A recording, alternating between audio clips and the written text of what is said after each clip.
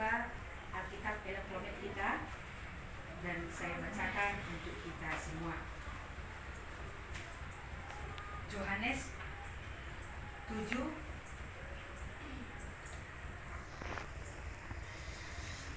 Maka kata Yesus sekali lagi, Aku berkata kepadamu, sesungguhnya akulah pintu ke domba-domba itu. Semua orang yang datang sebelum aku adalah pencuri dan perampok, dan domba-domba itu tidak mendengarkan mereka. Akulah pintu. Barang siapa masuk melalui aku, ia akan selamat, dan ia akan masuk dan keluar dan menemukan padang rumput. Pencuri datang hanya mencuri dan membunuh dan membinasakan. Aku datang supaya mereka mempunyai hidup dan mempunyainya dalam segala kelimpahan. Akulah gembala yang baik. Gembala yang baik memberikan nyawanya bagi domba-dombanya. Sedangkan seorang upahan yang bukan gembala dan yang bukan pemilik domba-domba itu sendiri, ketika melihat serigala datang, meninggalkan domba-domba itu lalu lari, sehingga serigala itu menerkam dan mencerai-beraikan domba-domba itu. Ia lari karena ia seorang upahan dan tidak memperhatikan domba-domba itu. Akulah gembala yang baik, dan aku mengenal domba-dombaku, dan domba-dombaku mengenal aku, sama seperti Bapa mengenal aku, dan aku mengenal Bapa, dan aku memberikan nyawaku bagi domba-dombaku. Ada lagi padaku domba-domba lain yang bukan dari kandang ini. Domba-domba itu harus kutuntun juga, dan mereka akan mendengarkan suaraku, dan mereka akan mendengar, dan mereka akan menjadi satu kawanan dengan satu gembala. Bapa mengasihi aku, oleh karena aku memberikan nyawaku untuk menerimanya kembali. Tidak seorang pun mengambilnya daripadaku, melainkan aku memberikannya menurut kehendakku sendiri. Aku berkuasa memberikannya dan berkuasa mengambilnya kembali. Inilah tugas yang kuterima dari Bapakku. Demikian firman Tuhan. Jadi perikop kita pada sore hari ini itu yang menjadi topiknya adalah gembala yang baik. Sedikit tentang pengertian gembala. Ada dua pengertian gembala. Kalau di daerah Timur Tengah, Asia Timur Tengah, gembala itu adalah orang yang khusus tukang jaga pintu. Jadi katanya kalau di Timur Tengah itu, dia menjadi tukang jaga pintu. Si gembala itu menjadi tukang jaga pintunya domba-domba. Kalau di wilayah kita, di Asia Tenggara, di wilayah kita, seperti contohnya di Bonapasogit, kalau disebut gembala atau permahan, tidak ada yang tukang jaga pintu. Jadi gembala di dunia ini ada yang tukang jaga pintu, ada juga yang memang menjadi seperti gembala, manang parmahan, songon naung tatada di Bonapasogit ka, parmahan yang sudah tidak asing lagi. Si tukang jaga pintu tugasnya mengetahui domba yang masuk, yang keluar. Jadi kalau di Timur Tengah, domba itu dihitung, yang masuk berapa, yang keluar berapa. Itu tugas si gembala, karena dia menjadi tukang jaga pintu. Jadi dia mengetahui apa yang mengancam atau mencuri domba-domba atau merampok domba-domba itu. Nah, sedangkan si penggembala selalu menjaga. Jadi kalau parmahan yang di kampung kita, yang biasa kita marmahan kerbau, dia itu selalu menjaga dan memberi yang terbaik bagi yang digembalakannya. Dia selalu mencari rumput hijau. Kalau terbenam di lumpur, dia berusaha menarik. Jadi si gembala di tempat kita, dia memberi situasi yang nyaman bagi dombanya. Gembala dalam pengertian lain seperti dikatakan itu dalam skop yang lebih luas, boleh dikatakan presiden menggembalakan negara Republik Indonesia, atau mungkin dalam hal kecil ini aman ketua PSB Sangdau menggembalakan kita, kira seperti itu. Nah, jadi di sebuah gereja pun kita mengenal pastor mungkin atau pendeta. Nah, bagaimana Yesus bersama muridnya tentang gembala. Memberi yang terbaik bagi domba-dombanya. Kita bisa baca di Mazmur 23 bagaimana Yesus itu menjadi gembala yang baik di Mazmur 23. Tentunya kita ke padang yang hijau, yang berumput hijau, diberikannya di sana, dicukupkannya semua di Mazmur 23 ini. Itu Yesus yang menggembalakan murid-muridnya sebagai gembala kita. Kemudian dia juga, Yesus itu mengorbankan nyawanya untuk domba-dombanya, seperti yang sudah kita buktikan di Yohanes 10 ayat 11 bahwa Yesus itu adalah penggembala yang baik. Parmahan na denggar doang guau desiahon parmahan na denganido hosana kumokok akta biru-biruna. Nah, jadi kalau Yesus, dia tidak memandang dia akan rugi apa, bahkan nyawanya juga diberikan.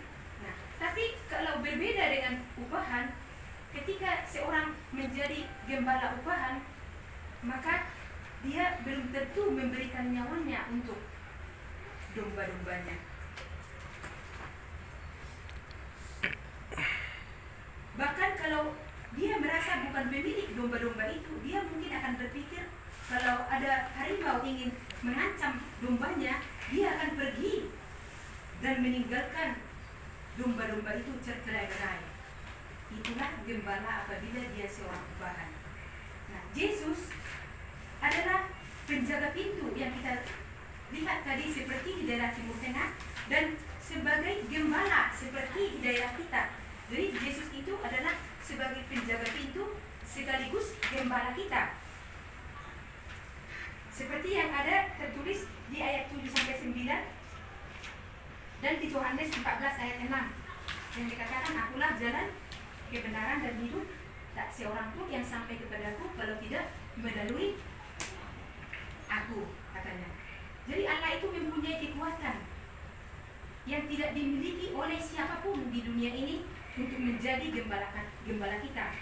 Sering terjadi permasalahan dalam hidup kita, tetapi Yesus menggembalakan kita dengan kekuatannya dan sangat setia. Jadi sehingga orang-orang yang ketika digembalakan oleh Yesus jadi marhasonana, tenang, damai, dan marolok-olok, menyerahkan seluruh hidupnya kepada Yesus. Nah, barang siapa orang yang sudah mengenal siapa gembalanya, pastilah dia senang atau sayang kepadanya. Mungkin di antara kita yang ada di sini tak mungkin satu orang pun yang tidak sayang kepada Yesus, karena kita tahu bahwa dialah gembala kita. Kita merasa aman jika bersama Tuhan.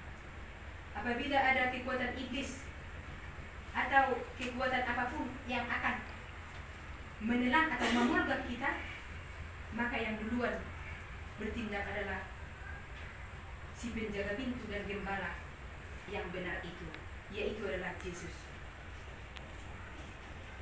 Yesus Kristus na Allah mangale menguluna asa unang mago akabiluna, yang sudah memberikan kekuatannya, memberikan pikirannya, memberikan katanya sebagai penghibur untuk kita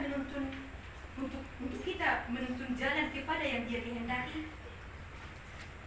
Itu adalah sebagai bukti bahwa Tuhan Yesus itu selalu menggembalakan kita.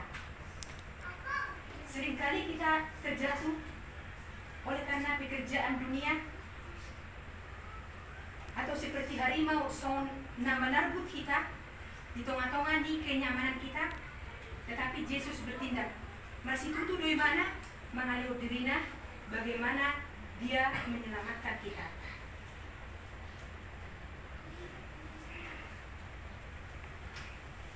Berbeda dengan orang-orang Farisi dan orang-orang Sadusi yang hanya memikirkan dirinya sendiri. Seperti mungkin di dunia ini ada banyak orang yang hanya memikirkan dirinya, tapi belum memikirkan orang lain. Mungkin bisa itu menjadi satu, boleh dikatakan menjadi satu kebiasaan yang atau yang terjadi dalam kehidupan kita, bahwa kita belum memikirkan orang lain, tetapi masih memikirkan diri kita. Tapi firman Tuhan pada saat ini, sebagaimana Tuhan telah memberikan kita kenyamanan melalui menggembalakan kita, kita juga diminta supaya kita bisa membawa orang-orang supaya bisa menjadi penggembala. Artinya seperti dalam kegiatan PSB ini, sebagai seorang penggembala hendaknya menjadi dan menuntun kita supaya dibawa penggembalaan yang baik. Nah, kesempatan memang banyak sekali untuk kita jatuh ke dalam dosa. Tetapi pada saat ini firman Tuhan menekankan kepada kita bahwa kita harus jelas mengenal siapa yang harus kita pilih yang menjadi parmahan kita atau gembala kita. Nah, dalam kesempatan ini juga kita bisa mengenal siapa yang bisa menjadi penggembala kita. Oleh karena itu, seperti di Yohanes 4 ayat 1 Yohanes 4 ayat 1, janganlah percaya akan setiap roh, tetapi ujilah roh itu apakah mereka berasal dari Allah. Sebab di dunia ini banyak orang yang mentamengkan dirinya dibilang sebagai penggembala, tetapi bukan sebagai penggembala. Oleh karena itu, dengan ada banyaknya orang dengan bermuka tameng atau seperti dikatakan nabi-nabi palsu yang muncul, kita juga harus mengenal apakah itu gembala yang menyelamatkan kita. Dalam kesempatan ini, suku Batak sesungguhnya bangsa yang terpilih oleh Tuhan Yesus untuk digembalakannya. Mengapa dikatakan? Karena sudah sejak lama banyak misionaris dikirim dari berbagai negara untuk menginjili tanah Batak. Dan hasilnya adalah setelah ratus tahun kita sudah menjadi Kristen. Ini adalah penggembalaan yang benar, sehingga sampai saat ini orang Batak adalah orang baik, orang yang selamat karena digembalakan oleh gembala yang benar. Maka kita harus bangga kapan dan dimanapun memiliki atribut suku Batak. Seperti yang kita ketahui bahwa orang Batak itu suka berpikir lugas, tegas, dan cerdas. Itu adalah kelebihan dari orang Batak yang belum tentu dimiliki oleh suku yang lain. Oleh karena itu kita harus bangga dan mau memajukan diri kita, serta memiliki adat. Itu akibat dari penggembalaan yang baik, maka orang Batak memiliki adat dari Handaptolu yang tidak ada di suku manapun, hanya di suku Batak. Sungguh luar biasa.